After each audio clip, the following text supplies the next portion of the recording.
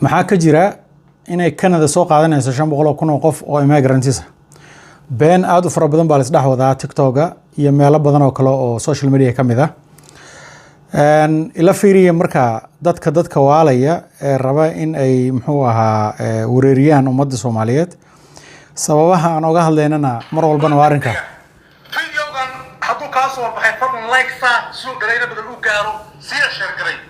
waxaan ku hayaa fursad qaali ah dawladda Canada waxa ay sheegtay inay u baahan tahay 500,000 oo qof oo shaqaale oo dadka ka shaqeeya maadaama la waayay cid ka shaqeysa warshadihii 500,000 oo qof baa la rabaa buu leeyahay wax shaqeeya la waayay la waayay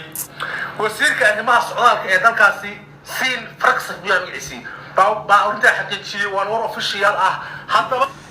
kaligii ma aha dad badan oo kala ka hadlayo le muxuu ahaa hal imaado hal soo yaacoy السلام عليكم ورحمة الله تعالى وبركاته. فرصتاً أديك أيك وأنفع عيسى. إن بدن واحد يبيدي شيء سيد وقفوا كندا أنكو إمادة أما سيد كندا أنكو إمادة. حتى وحصل بحري فرصة شقاء الدولة كندا أباهن تاي شن بقولوا كل وقحوتها. فرصة شقاء صوب بحري بقوله ويلكا يرى اللي يرى 500,000 وقحوتي والرباب بقوله هاي and that is not true. wax ka jira habeeraatee ma jirto way badan yihiin dad badan oo kale saal ah ama visa ku raadsadaan ama dana kala ka yeeshaan saale baan arkay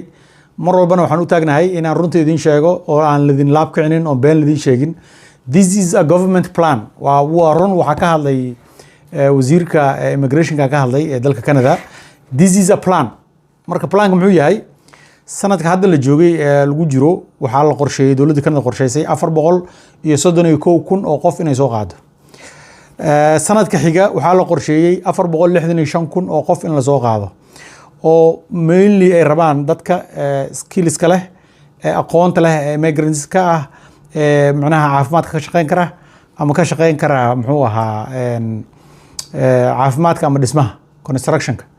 dad skill labor rabaa oo ka shaqeyn kara wadanka Canada waa run laakiin sida hadda loo dhigayo la leeyahay 500,000 oo qoxooti baa la rabaa and that's not true marka waa plan uu jira haddaba 400,000 baa la qaadaa 465,000 baan ka dhigaynaa bay next year sanadka xiga waxaan ka dhigaynaa bay 2024 ka 485,000 2025 500,000 baa laga dhigayaa marka this is a government plan la rabo in dadka immigrants wadanka inay horumariyaan oo la keeno oo wax ka qabsadaan ayagana wadankana wax ka qabsado horumar ku gaaro but there's nothing called qoxootiyo soo yaaca 500,000 oo qof baa diyaara oo la soo qaadaya waxaas wax kama jiraan khayr baraara idin rajeynaya follow hala soo dhaw runta anaga idin sheegaynay assalamu alaykum warahmatullahi